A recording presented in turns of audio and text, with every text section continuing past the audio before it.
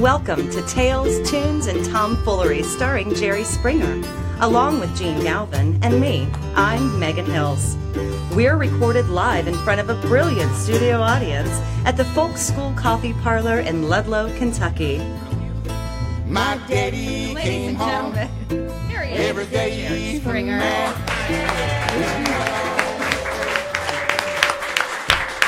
Thanks so much. And look, Merry Christmas, Happy Hanukkah. This is about the time. Huh? Yeah. I know. I wanted to ask you something. And by the way, we have our musical guests are Warrick and Lowell. They are excellent. They will be on shortly, and we're also going to ask Jerry to talk about, to compare. He's such a political history savant.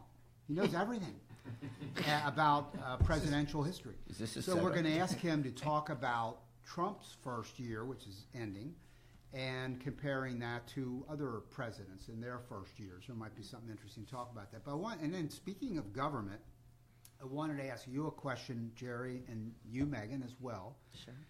Start with you, Jerry. You have been mayor of Cincinnati. You were a city council member for many years, very popular. You and I both witnessed that from living in the Cincinnati area. But and I know you've talked about, and we dealt with the whole thing of would you run for governor of Ohio, and you announced a few weeks ago that you basically cannot for a bunch of really good reasons. Do you currently serve in government, currently? No, I financially support the government, Yes. but I don't. Yeah. But that is More than I want to, but I do. Yeah. No, I don't. I do not. I do not have a government job. position at the moment. Do you? Megan, Oh. do you serve in government? No, Gene, I That do is not. a no, correct, Megan? Correct. Okay, well, Gene, do you serve in well, government? that's funny. That's why I brought it up. It appears So to me. weird. What? Wait a minute, I think I might be getting a call. No. I put my phone on silent because I was told to, and wouldn't it be interesting? That's when I would finally get a call. I think that'd be the first call I You ever got have a on that cell government phone. job. Well, you don't have a job. When do you have a job? I was recently appointed to the City of Ludlow Park Advisory Board. You advise parks? I advise City Council and the Mayor on the vision for the parks of the City of Ludlow. How many people are on this board? I actually don't know. Excellent. And do you guys have meetings?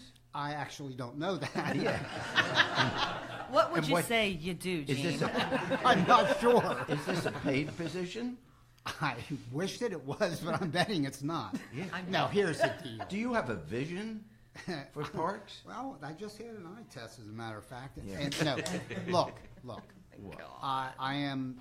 It is not a paid position, and then when the mayor called me, I said, dead serious. I said I will help this city of Ludlow any way I'm asked. I love the city of Ludlow. That's Yeah. no joke. That's a great Yes. place. Talks That's about true. that a lot, and I live in this city.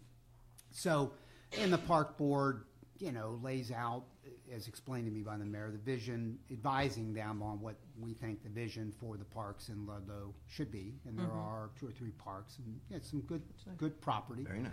So I'm looking forward to it. My favorite TV show is Parks and Recreation. That's a great show. I That's love my that preparation. I love That's that show. that's your background work. That's There's my Parks and Rec. background, yeah, Parks and Rec. And Are you more of a Leslie Knope or a Ron Yeah. Swanson? I'm more that guy. What is the character's name who was her campaign advisor? Yeah. Her boyfriend. That Oh guy. yeah. What's his name? Oh shoot, I can't. Yeah. Ben Wyatt. Ben, yeah. Ben You're Wyatt. Ben Yeah, I'm Wyatt. kind of Ben Wyatt kind of guy. and you know how to park. I do know how to park. Yeah. In fact, you're lucky because you get a lot of tickets to park. I did. Or As a matter of fact, for- got to This stop is by going the nowhere in a police. hurry, gentlemen. How did they call him? Is I there don't no know. one left in Ludlow? No, they're all working in normal jobs. Gene was the only one left. No. Well, he's got nothing Do to you do. go out there and mow, or what do you? I guess I advising? would if asked. Really don't know. No, we're going to have a meeting soon. Oh, And I I was got it. I was I want you to recommended. take minutes I with think me. I was recommended by Catfish.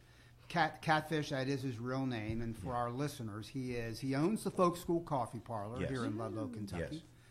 And he was the highest vote getter in the city council election of last year. Was he really? I think he's got a future. He really was. That's Yeah. That's really cool. I had no idea. And his Of course, name, if his name had been Joe, Maybe there's not. no way. But you put Catfish on the ballot. that's exactly right. His name is Matt Williams.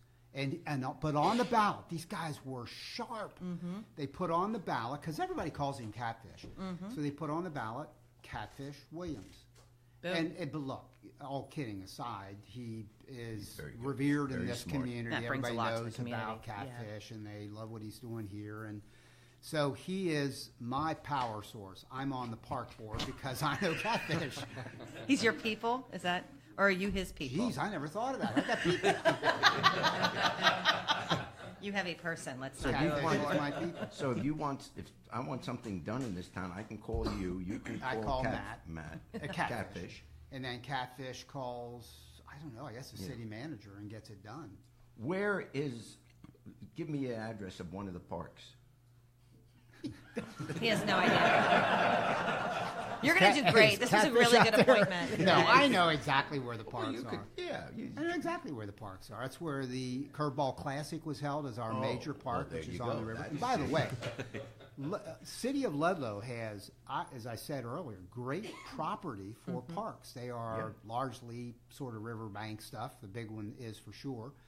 And there is a bike hike trail that's going 11 miles from the western edge of the city of Ludlow all the way to the eastern edge of Fort Mitchell, 11 miles away. Yep. It's going to be fantastic. I'm Yeah. a cyclist, and there are plenty of people who are. It's a growing number. So, and that's not exactly a park, but I'm going to try to kind of work a little bit of conversation into that because I'm such a fan of getting that thing completed. Yeah. Got to raise some money for it, little sections done. That's really cool. Oh, yeah. Congratulations, Yeah, he'll Gene. be coming to me for the money. Yeah, no kidding. How does he know that? I I mean, know. that is what I'm going to do, but how does he know that? Every Weird. project, Hey, Jerry, isn't that he true? gets involved in. Hey, Jerry, I need some Jerry. money. Jerry, isn't that true? That is so true. Jerry, I got a great Every idea for project. You got a Give me a job? Yeah. I Hey, knew one it. last question. Yes. Nate. Why is it when people meet you that you haven't met before, and I've witnessed this, they will say, "Hey, or they want a selfie or something. Hey, Jerry, how you doing? Jerry Springer." And they always say, "Well, I don't watch your show," and then they have their conversation with you. Yeah, And they might be lying, by the way, but they're all afraid to say, I mean, even when they Big say fan. something nice, I saw you give a political talk or something, or I really appreciate you. I don't watch your show. They have to put that in. That caveat. As if that gives them credibility. "Yeah, Yeah. So that's like an opening statement. Hi, Jerry. Look, I'm not. Like they'll come over for at the restaurant. We're sitting down. They want a picture. Yeah. Jerry, I hate to interrupt. And I don't watch your show, but I could just, yeah. I would never watch that My trash. Kid, yeah. My kid really likes you.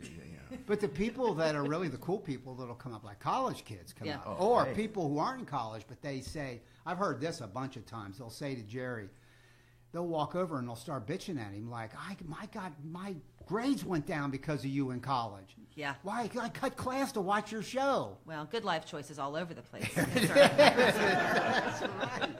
But The best one, the thing I get most often though, is, and this is from any age, people they will say, I was, sick for a couple of weeks, or some work done. When I'm homesick, I watch your show, and I of course always say you got to be sick to watch my show. But that is our audience, and today, God's truth, someone because we take shows today. Some guy, I always take questions in the beginning. I joke around with the audience and then let them ask questions. And this one guy said, I was in prison for 7 years. We watch you every day. Well, now we know your fan base. Wow, that's And special. it is true. If you know anyone who works in a prison, and also in waiting rooms at hospitals. Hospitals, yeah. Or not so much doctors' office, but in hospitals. Yeah. Waiting rooms and prisons. Prisons. I am huge. On the I prison circuit. beat Oprah like a rented mule. Well, now we'll have to talk to your publicist about doing a prison tour for. Oh, yeah. Dear Lord. I may not leave once I'm in. Let me make a note of that. Gene's like, that's a great idea. That's a great idea. Hey, really, That's a great idea. We could take the podcast into a prison. We're not doing that, Gene. That's not going to happen. I'm out. They may not let us leave. You guys can. How about that? Here's an idea. You two do it, and I'll tell you how it goes. No, we're going to talk. That actually would be a very cool idea. Okay. Why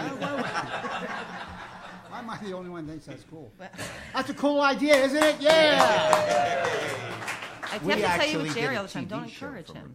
Did you really? Yeah, New Jersey, and it was a serious prison. I should know the name of it, but it was in New Jersey, and Christie wasn't in. No. This was about 15 years ago. But we did it, and talked with the inmates there, and then we went to a women's prison, which was really interesting because that was about the time that a new defense was coming, that a woman that is being abused, there was this one woman in there, I forget her name, but she was in prison, convicted. She had killed her husband, but her husband had been beating her for like 10 straight years. I mean, horribly. And one day she just lost it and killed him, and so that became a defense. And there was kind of a movement at that time. So that was. Yeah. But anyway. Put that in the parking lot, Gene. We can talk about that on another show. Yeah, I like yeah, right after my jokes. Yeah, right. Hey, Yes. Trump is finishing his first year, making a big deal today. The House passed the budget reform bill, however they're touting it, and the Senate's going to do that tonight as we are recording this show on the 19th of December. When you look at Donald Trump's first year, and you'll give him credit for that, I assume. In other words, that's going to be part of your analysis. They'll probably get this tax reform thing through today. The tax bill, not tax reform. bill. Well, tax you could bill, speak to that not as well. reform. But how do you compare what he did in his first year to other presidents that you know about? Well, if you think of presidents in their first year, the best, because when you consider all the chaos of the first year and all the lying, the indictments, the resignations, the talk of impeachment, the firings, I mean, just, the chaos the whole country has gone through with his first year as president. The only one that comes to mind, certainly in our lifetime, would be Nixon, but in the first year of his second term. The first year of his second term was kind of a lot like this.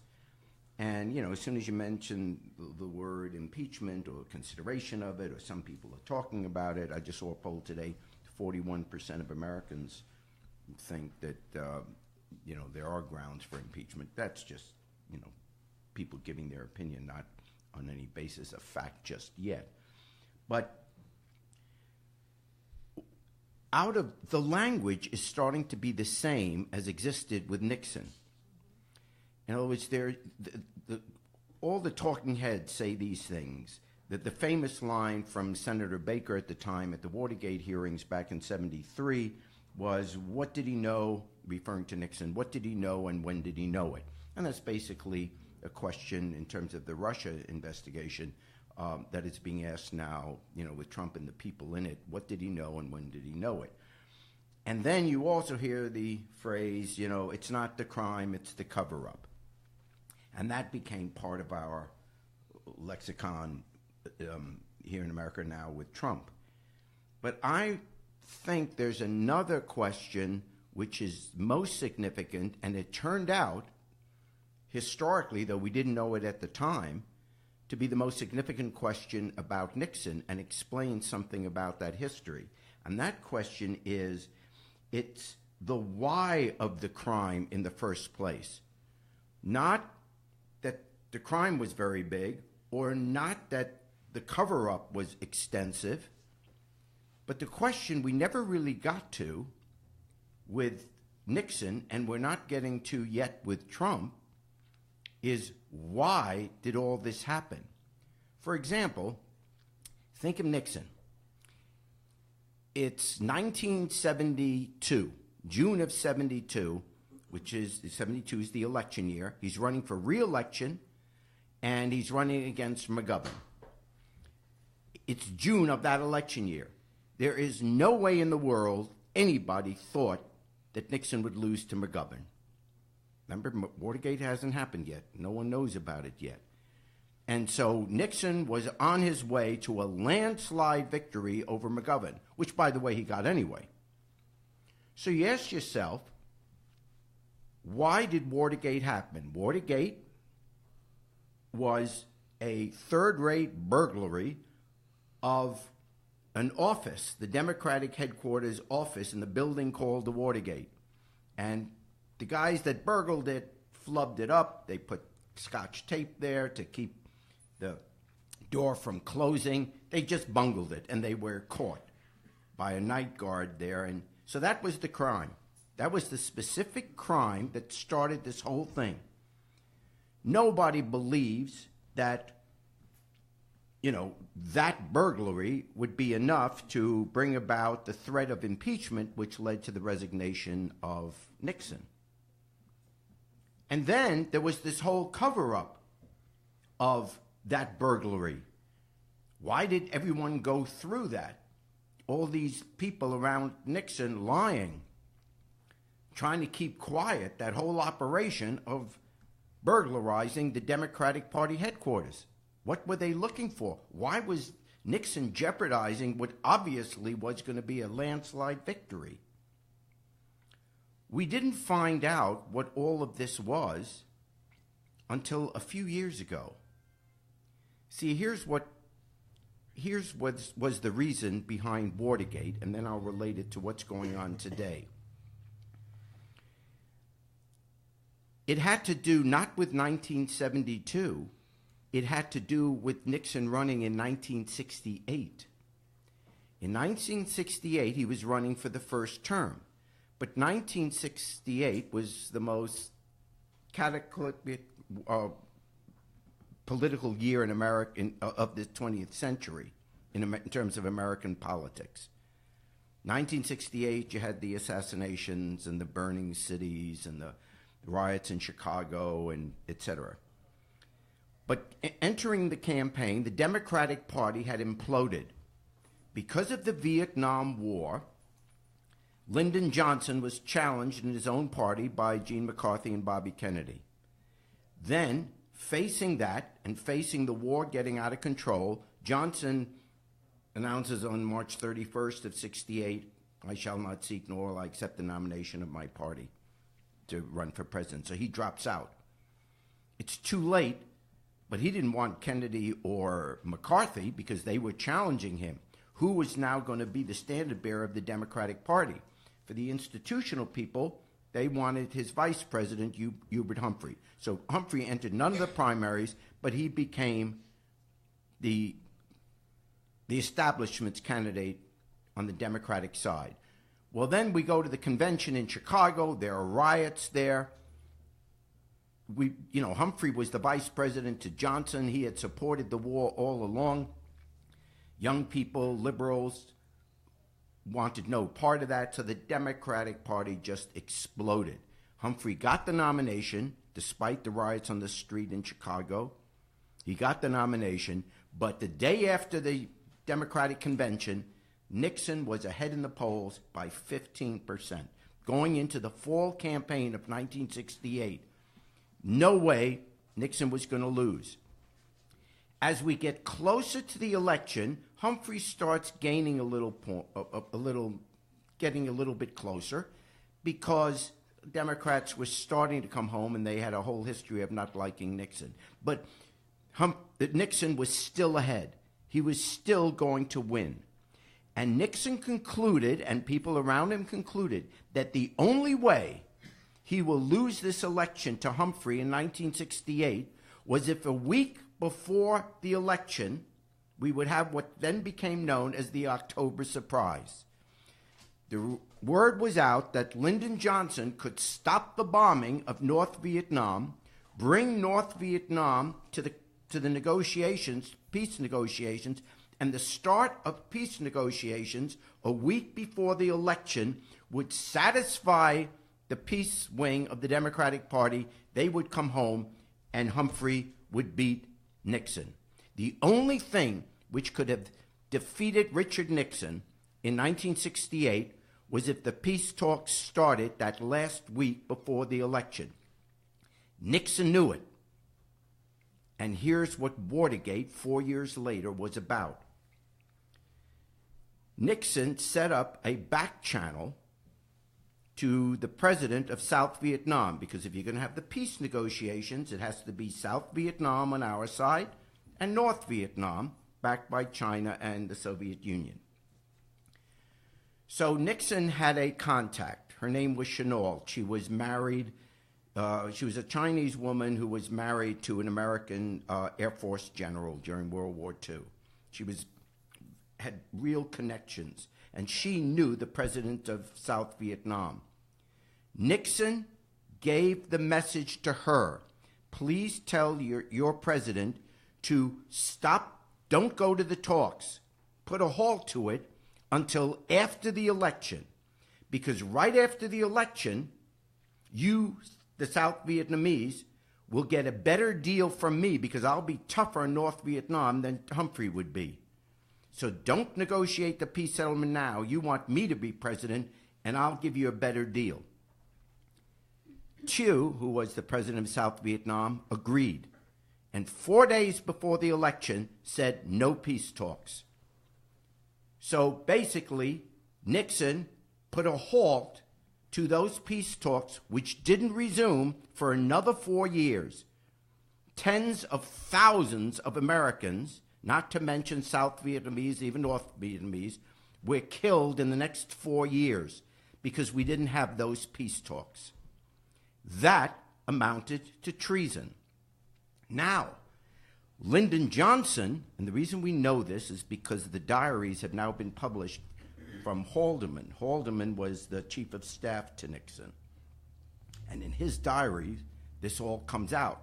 In addition, the tapes that Lyndon Johnson had, because he taped the White House as well back then. So this is what Lyndon Johnson heard all about this a week before when it happened. He calls Dirksen, who is the Senate Majority Leader on the Republican side, and using pretty colorful language, saying, your candidate, that SOB, just committed a treasonous act, and you better get him to reverse his position, or there's going to be trouble. Johnson didn't think that they would really say anything about it, but he wanted Nixon to know. Now you say, if Johnson knew, why didn't he go to the media that evening and tell, ladies and gentlemen of the United States, this candidate has just committed treason. We were ready to go to peace talks. It was canceled because of what Nixon said, and he pulled South Vietnam out, and now all the future deaths that come, Why didn't he do it? Because the United States did not want South Vietnam and the Soviet Union to know that we were bugging their embassies. That's how we got the tapes. That's how we found out what was going on. So, the American public never found out. Nixon's elected. Lyndon Johnson lives another 4 years. Nixon always knew that Johnson knew. And Nixon's greatest fear was that one day they would find out and he would go to prison. And so you say, wait a second, he can't go to prison. Gerald Ford pardoned him. No, Gerald Ford pardoned him for any crime Nixon committed while he was president of the United States, from January 20th, 1969 till August 8th of 74. But this was a week before the election.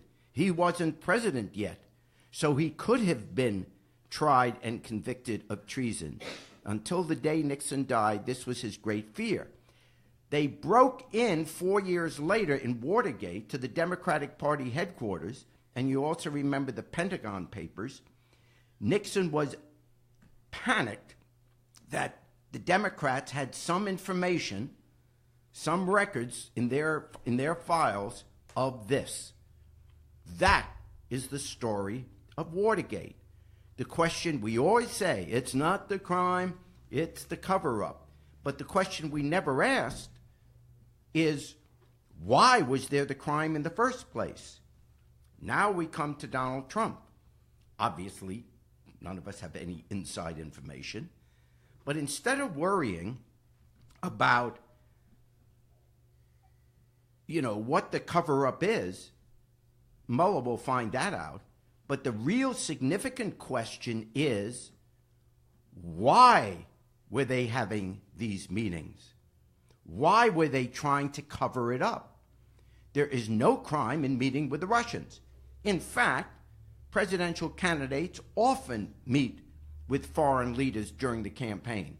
Virtually every American candidate for president goes to Israel to meet with the Israeli prime minister. And they go to England. They go around the world because they want to show they know world events. It's done. There's nothing illegal about that. So you have to ask yourself, why is everyone secretive about this? What is it that they're trying to cover up? So when you wonder whether Trump is going to finish his first term, the only question that's based on is, what was it that they were trying to cover up? If it was something that is really a serious threat to American security, then he's gone. If it's not, and it was just some banking thing or something like that, that's a crime, but it wouldn't affect necessarily the security of the United States unless he makes decisions based on that. But that's going to determine whether or not Trump survives, not the stuff we're hearing in the papers right now, on the news right now. It's the why of the crime, not the cover-up. All right. Thank you, Jerry. And coming up to our stage now, we have Warrick and Lowell. Hi, guys. They're making their way up through the sea of the crowd here. Boy, tens of thousands of people. They have to wake all Oh, my word. Hey, guys. Welcome. How are you? Great. How are you? Doing well in perfect unison. Look at that. We're brothers. You've done this before. So where are you guys from? Tell us a little bit about yourselves, and we'll... We're from Cincinnati, originally from Indiana. And you've been with us before. We correct? have, we were here last year. That's right. That's yeah, right. we're excited to be back again for sure. Excellent. We're brothers. I'm Warrick Ford. This is my brother Lowell Ford, and we've been playing music together now for probably about 3 years, I guess. Excellent. Well, longer than that. Probably more like 10. But See, brothers Brother- fighting again. They're all three. All right. So first song that we have this evening is Two Lonely Fools. Is that correct? That's correct. Yeah, this is one of the more traditional sounding country songs we do. All right. Let's hear it. Warrick and Lowell.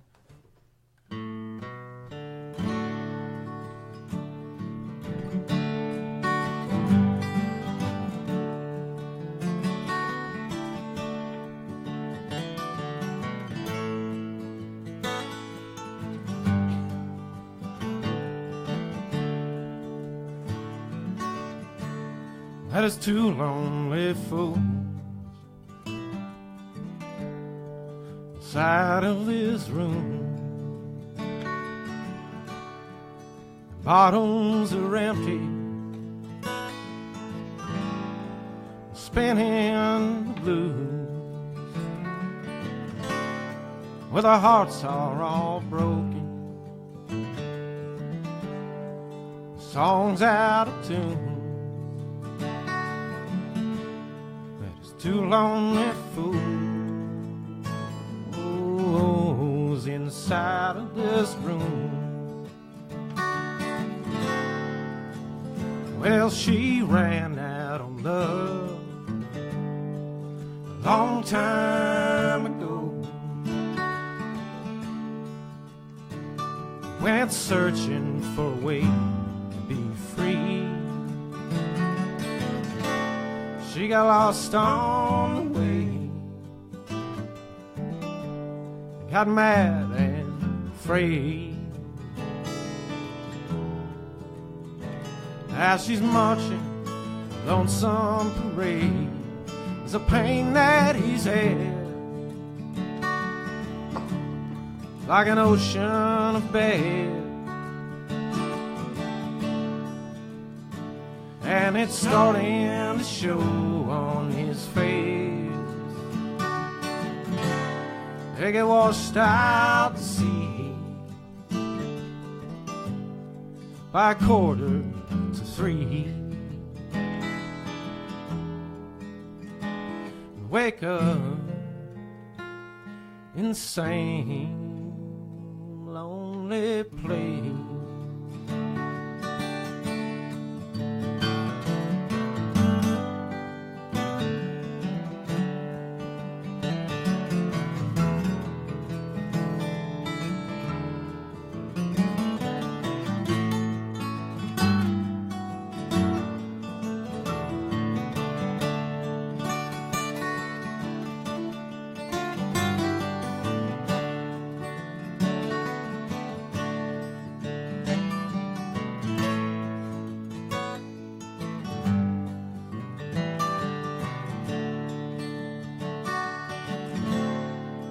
Well, now the songs that they play on that jukebox are tired and worn out from crying.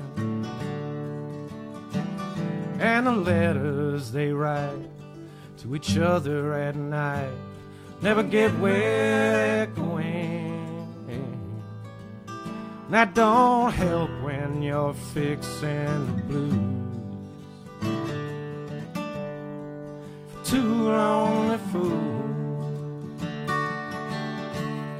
So no, that don't help when you're fixing the blues. For two lonely fools.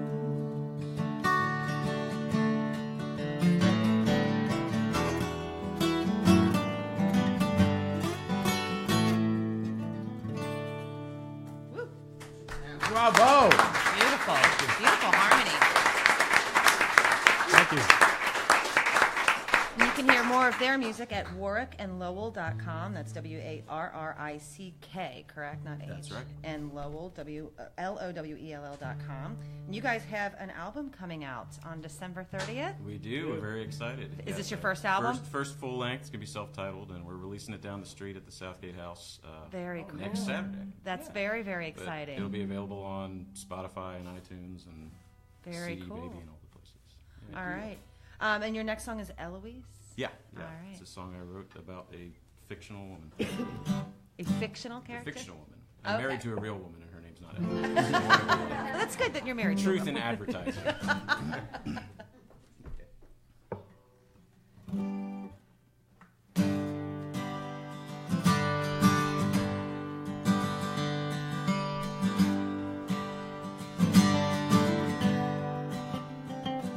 Eloise,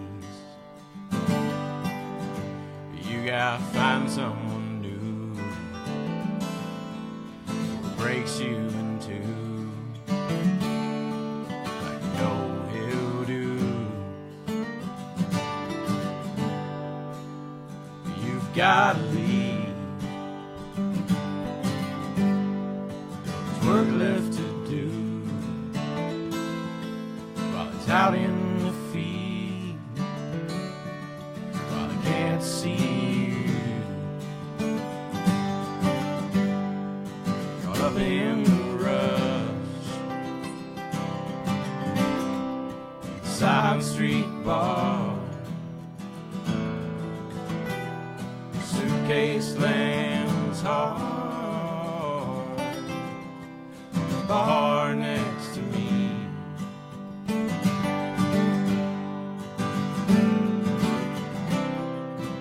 What you gonna do? Looking for you in a place just like this. So what you gonna do? Eloise, I can't come with you. Got miles of trouble behind me, miles ahead too. Too many years that you haven't seen. No two open wounds, want nothing but me. Chariot ways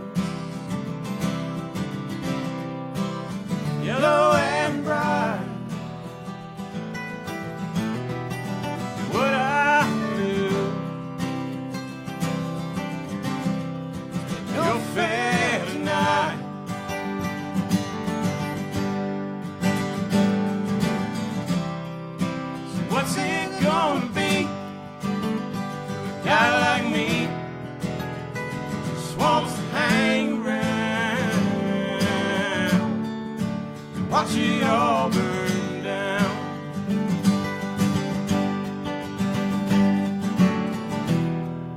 No good comes this, they always say.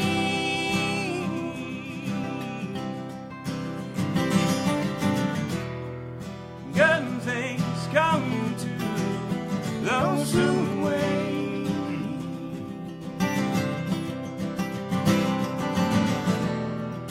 I've been waiting for so long. They haven't found me. Found me yet.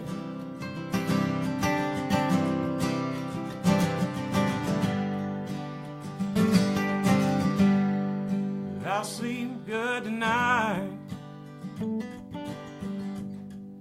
the thought of you and your faded blue dress, the smell of your perfume. Starting it off fresh, started off new. Need to wait, good to come to you.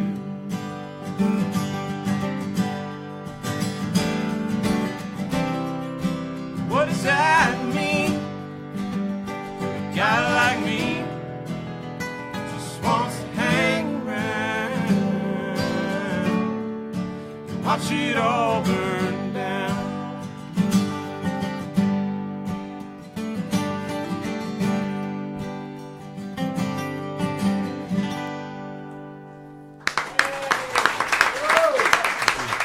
Really, really nice. Thank you. Again, that is Warrick and Lowell. You can check them out at warrickandlowell.com. Yeah, no, that was really, really nice, guys. Thank you very much. All right, and you're gonna take your whole career to the next level here with Down by the Riverside and Jerry Springer. So good luck. Man. Hope we get to see you back So again. sorry. Can Take it you- away. Thanks a lot, guys. Again, check them out, warrickandlowell.com. Can you put off the release of your new album? Just push it back by 4 days. Push it back just a few days. Let people get over this. Okay.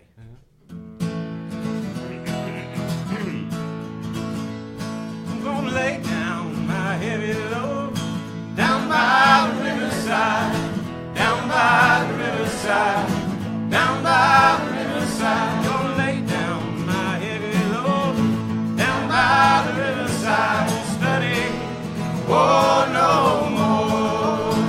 I ain't gonna study the war no more. I ain't gonna study the war no more. I ain't gonna study war no more. Study the war no more. Ain't gonna study the war no more. Ain't gonna study war no more.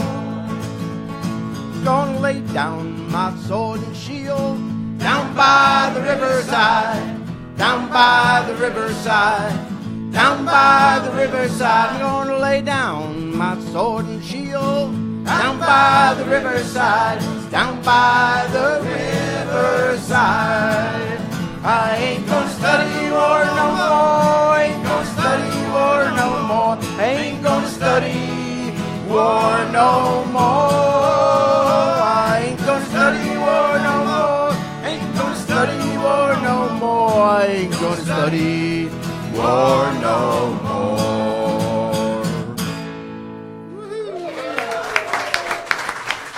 Thank you. Y'all come back now, you hear?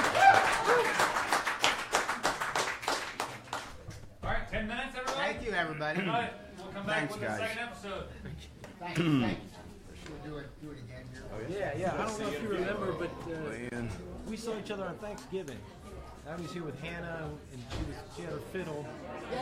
Yeah, we played, and you said you might like to get the three of us together on. Yeah. Me, Hannah. Along with him. Yeah. We tried.